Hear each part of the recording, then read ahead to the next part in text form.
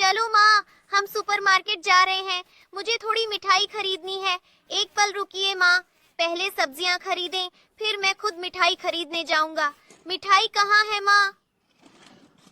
मिठाई मिल गई है। यहाँ बहुत सारी मिठाई है। मुझे कौन सी मिठाई लेनी चाहिए? यहाँ ये है। मुझे ये चाहिए माँ। मैंने मिठाई पाली है। माँ कहाँ है?